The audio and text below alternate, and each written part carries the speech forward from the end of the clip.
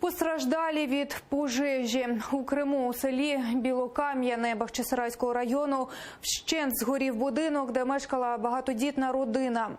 Діти з батьками вночі відчули запах диму та ледве врятувалися. У полум'ї згоріло все майно, документи та гроші. Тепер родина Меджитових просить допомоги у всіх небайдужих. Олена Царенко докладніше. Родина Рустема Меджитова та Задеручкіної залишилися без крівлі над головою. Через коротке замкнення їх будинок у селі Білокам'яному Бахчисарайського району вщент згорів. У пожежі знищено все майно родини. Самі власники будинка дивом врятувалися. Рустем згадує, як вночі вони прокинулися від їдкого запаху диму. Побачивши пожежу, батьки й діти вибиралися з вікон палаючого будинку. На вулиці опинилися босими. Стояла стиральна машина. Машинка, она работала, скорее всего, что-то замкнула проводку. Ну, как, попытались своими силами потушить, но огонь был сильный, уже загорелся потолок, крыша.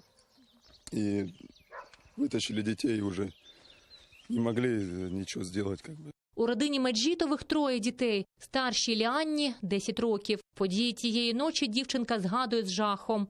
Все вместе собрались и вылазили из вот этого окна. Мы ничего не успели взять, и мама нас быстро давала бабашки из окна. Вот. Книги, наши вещи, все телефоны, вот это все наши вещи, которые нужны были, они все сгорели. Книги, речі, меблі, усе шкільне приладдя згоріло. Першими на допомогу прийшли сусіди. Вони викликали пожежників і допомагали гасити полум'я. Ми думали, що салют.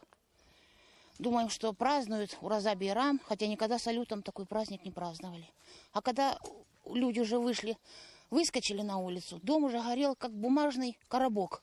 Горело все. Помогите, кто чем может. Вещи. У кого может какая там кровать, диван, что-то ненужное, где-то лишнее. Пожалуйста, все везите в Білокам'янку. В пожежі згоріли документи і гроші. Наразі родина вимушена жити у сусідів.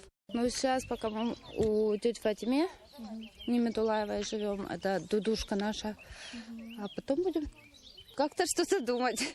Просим всех неравнодушных откликнуться и помочь в нашей такой ситуации. Родина звертається до усіх небайдужих по допомогу. Олена Царенко, Заман, АТР.